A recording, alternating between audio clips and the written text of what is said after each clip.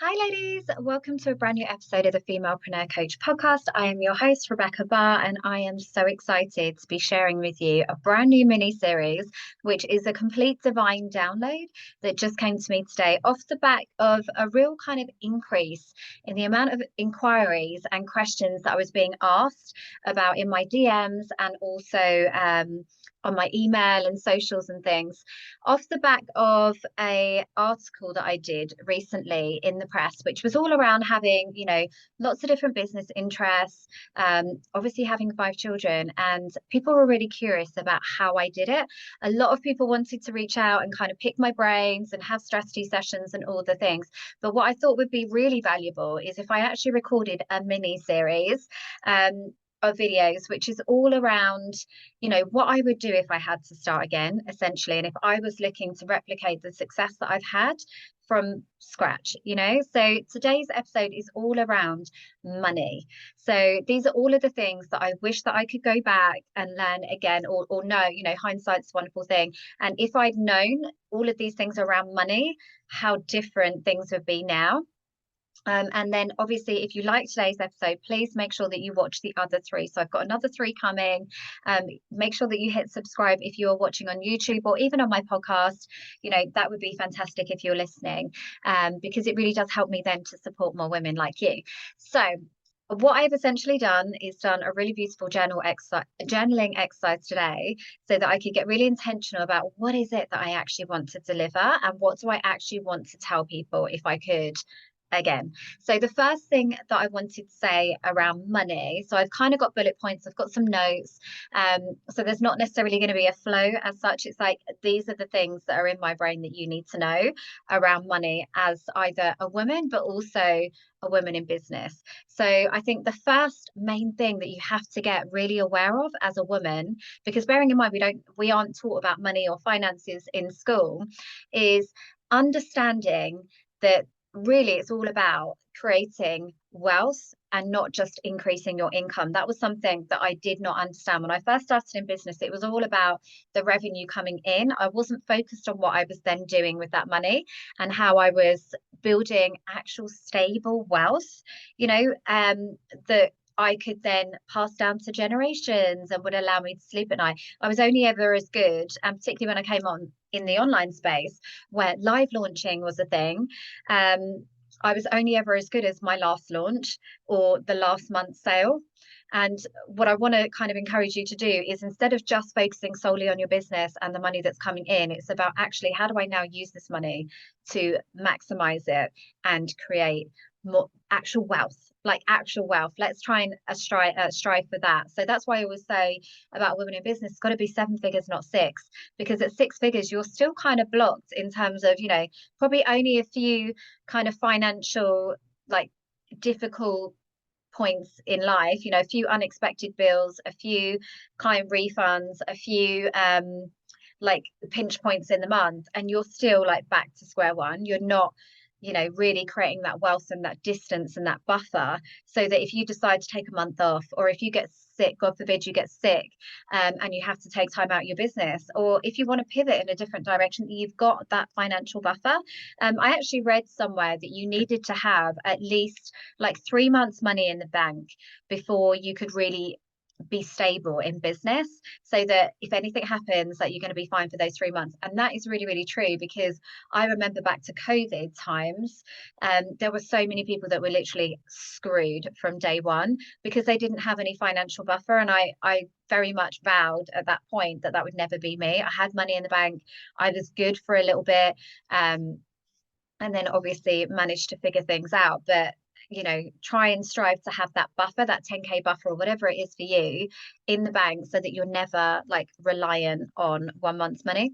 And then the next thing I want you to do is understand the difference between assets, liabilities, and investments. Those 3 things are the things that are really going to enable you to step into your financial power as a woman. So the first thing is assets. It's anything that essentially puts money into your pocket.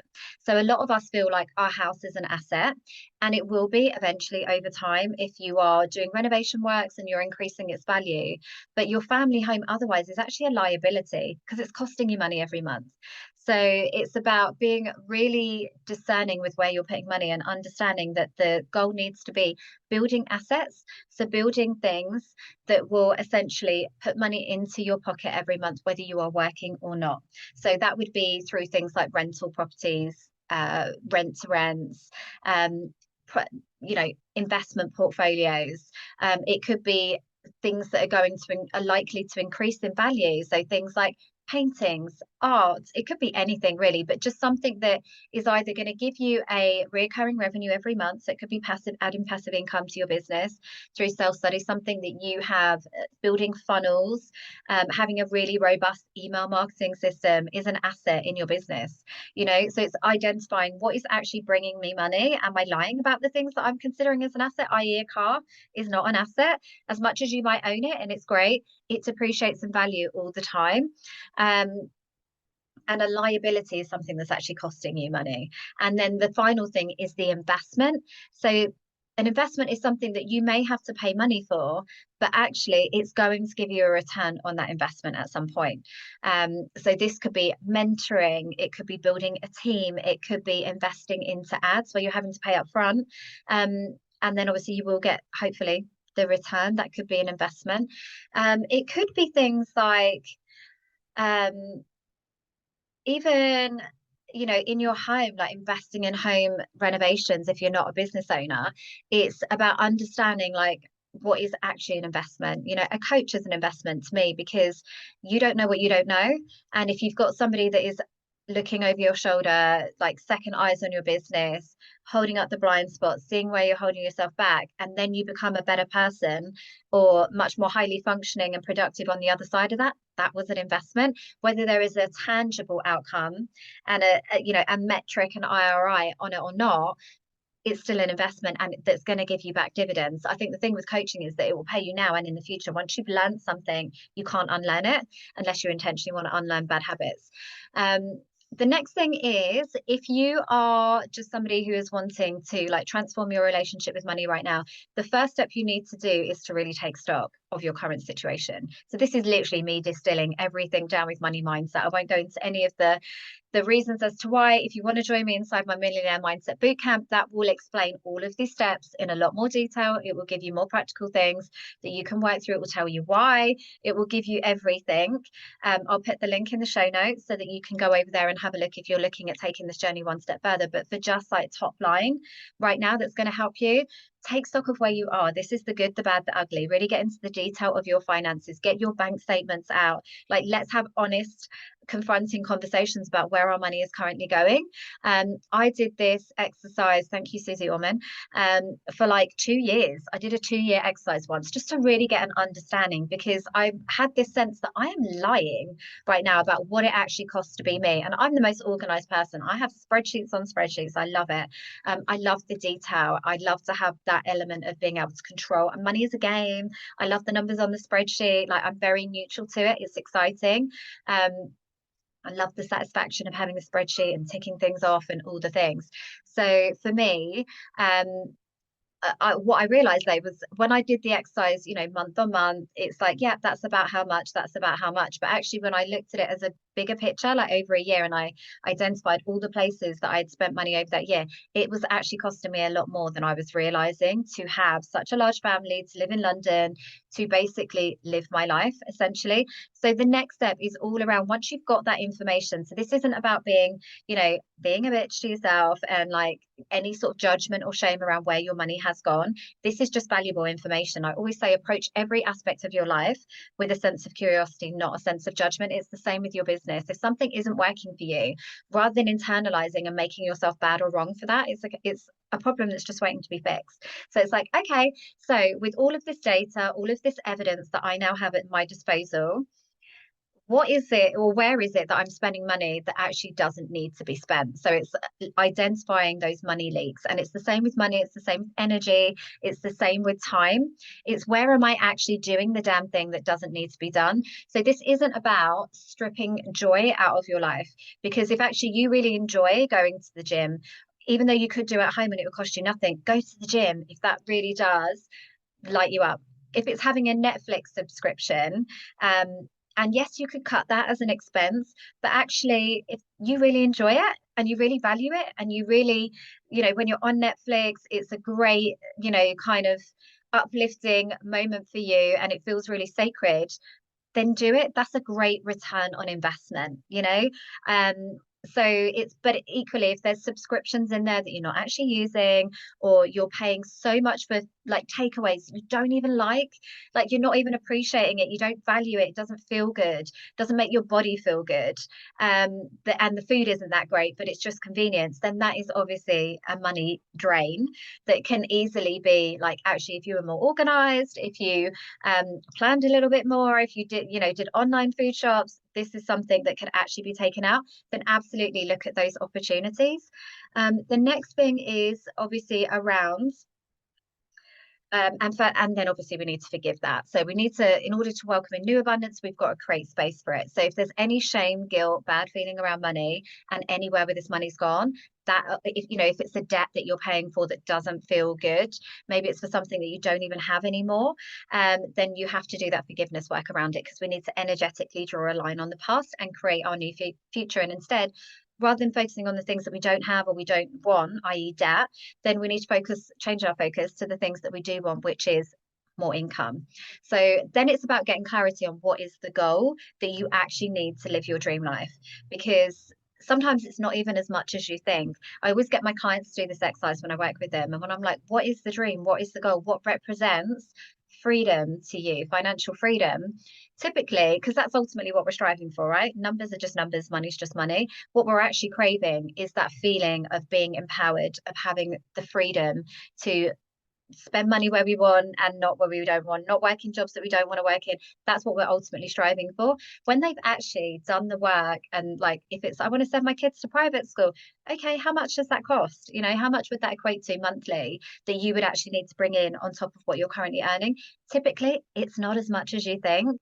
And actually, when you put it all together, it's actually very little. Obviously, you need to account for taxes and things on top, but do that work, get clear on what is the goal, because we want to start putting that energy and focus into what we do want, not what we don't. So the next thing would then be getting creative with how that money could come to you. So I always get my clients to do an exercise where they essentially brainstorm at least 20 different ways that they could bring in money right now, because money is everywhere. You are being surrounded by it at any point in the day. Especially in today's era where everything is online, you can absolutely make money very easily, like proactively as well. So brainstorm 20 ideas, because what that does is really open up the creative element of your brain that will give you, from the most ridiculous situations, like suggestions, i.e., selling a kidney, or, I don't know, selling something that you're never going to sell, to actually and to other more practical solutions, like, can I do dog walking? Can I rent out my driveway? Can I rent out my spare room? Are there affiliate options, like commissions, that would be available to me in my business that I'm not currently tapping into? Could I offer new programs? Could I like recycle old programs? Like, there will be so many ideas. Could I sell things at home, that you could do right now, today, that would actually generate money? Are there people in your periphery, people that have reached out before that maybe couldn't afford one program? Could you go back and make them a counter offer and offer them a downsell?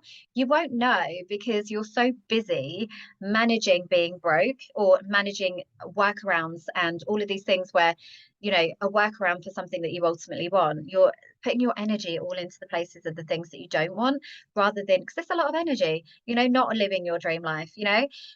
Typically your dream life will consist of ease and flow and people supporting you and all of these great things. So put your energy into there, and then the money ideas will come.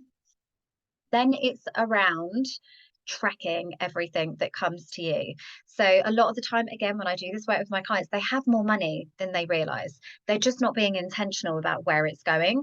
And typically I had a phrase where it was like, the person that doesn't know where their next dollar is coming typically doesn't know where their last dollar went. And it's so true. Like, money loves attention. Energy flows where focus goes. So the more that you can essentially put your energy on what it is that you want. So if it's money, put it on a vision board, work with cash. I know most people don't like it nowadays, but have it around you. So money is just part of who you are. You've always got cash. Start embodying and making decisions from the place of the person that already has what you want, and you make a whole different level of decisions.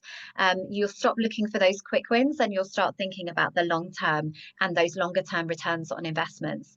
And then the last thing is obviously around leverage. So now I've got some money that somewhat is going towards that buffer. How do I now multiply that money? How do I leverage it? And you'll notice through my mini series, everything that I teach you is around, whenever you have got something, is how do I make this more? How do I leverage this to make more?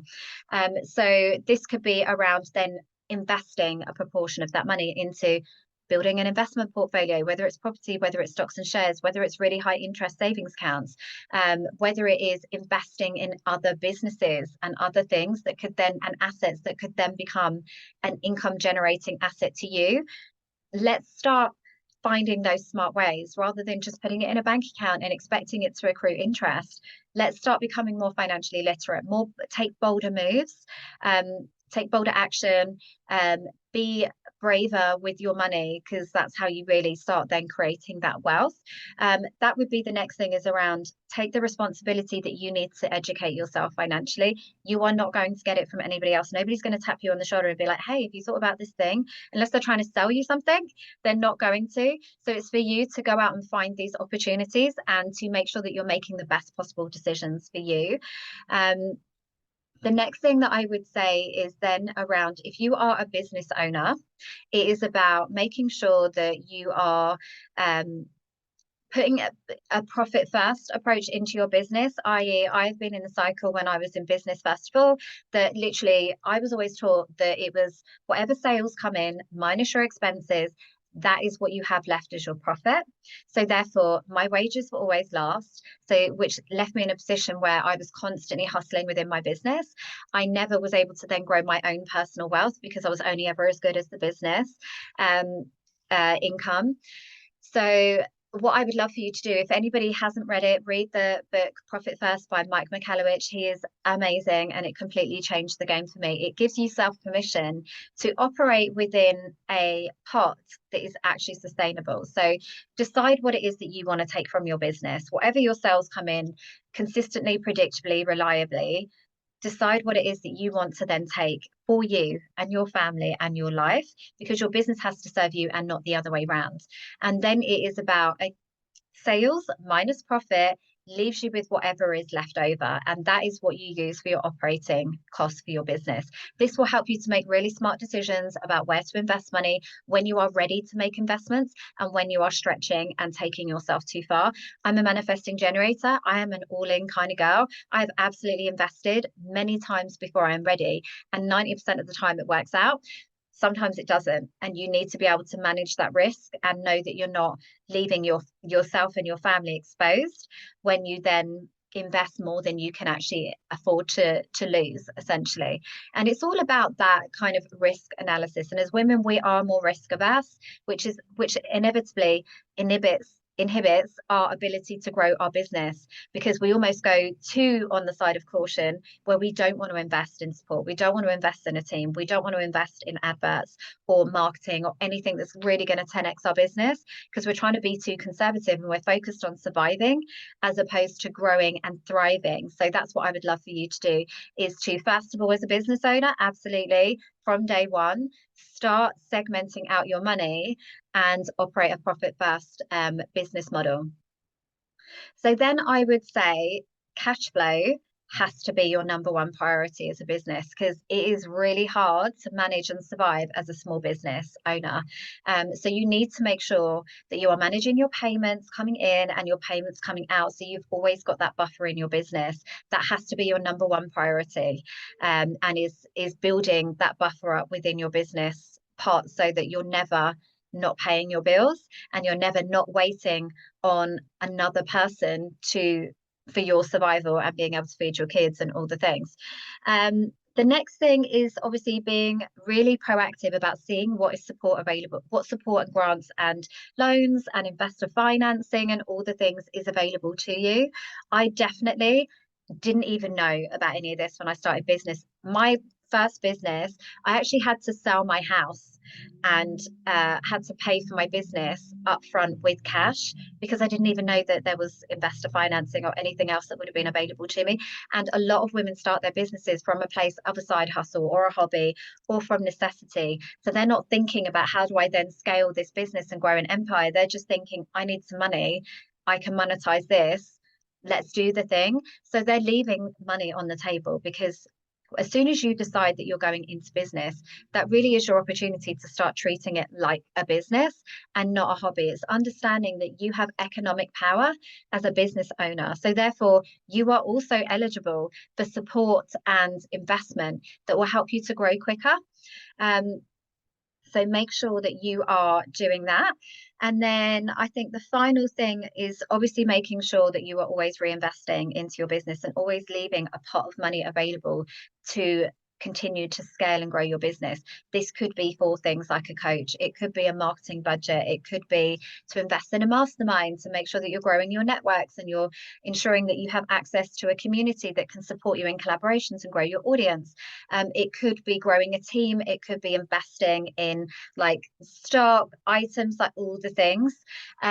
You've always got to have a pot of your money that is available to reinvest and grow your business. Never take absolutely everything out of your business, or you're really limiting how far it can ever go. And then the final thing is obviously once you then are generating money, either generally, if you're in corporate or in your business as a business owner, the last thing that I would say is start to incrementally upgrade your tolerance and your wealth thermostat. So your tolerance to receiving money and your wealth thermostat. 70% of lottery winners actually lose all of their money because they haven't acclimatized to being in receipt of that money. And that was definitely my experience. So again, come and join me in the Millionaire Mindset Bootcamp. You can hear so much more about my story. But even when I had a successful business, there's been multiple times throughout my life where I have sabotaged the money that I have received because I felt unworthy, because I didn't feel deserving, because I felt guilty for having money when I had family members that didn't and I had friends that didn't. And I essentially gave 90% of it away or walked away from it. I don't want you to have that. So it's like, and equally, I've burnt through money because I wasn't used to having it. And then I'm like, yeah, look at me, everybody, I'm spending money. And this for me, my mission now is around not only up-leveling women's ambitions and goals around money, it's also about their capacity to grow and hold on to it. So this for me is like number one, you have to start acclimatizing yourself to receiving and having money in your business. So it feels safe for you to have a pot of money there, knowing that it's there and but you don't have to touch it. Knowing that it's aside for your growth feels really empowering. Starting to build up those assets feels really empowering. And that comes from incrementally upgrading like your life. So it just becomes no big deal. Like ultimately, that's how you truly, that's why the rich stay rich, because it's no big deal to them. Money is just a conduit to something else. They don't feel guilty about it. They don't feel shameful about it. They don't take it personally. Like their bounce back ability is very quickly, even if they have a loss, because they know it's just money. You can always make more money. So how you can do that is start like incrementally upgrading the things around you. If you've got scarcity signals at home or things that you're working around, i.e. cupboard doors that are broken, or like if you're just constantly like me, I invest in a dishwasher and a cleaner and things that could support me at home because I was wasting so much time and energy. I got 5 kids, doing all the things. That to me was not an income producing activity. So therefore it had to go. And I had to instead see a dishwasher as an investment because it gave me back time. It leveraged the amount of time and energy that I had in a day. It's things like that. But for me, that was a big investment up front. So, at the time, so it's being mindful of those things. Start allowing yourself to receive, start upgrading little elements and make money your new vibe. Like it just is. So I hope that you've enjoyed this episode. I wanted it to be kind of super short and tangible. It's kind of like all the things, and I could have spoken about it so much more. Absolutely. Like money is my jam. So, if you are interested in more tips and finding out more about how to really take control back of your finances and grow that wealth and income to create an empire, then I would love to invite you to come and join me inside the Millionaire Mindset Bootcamp.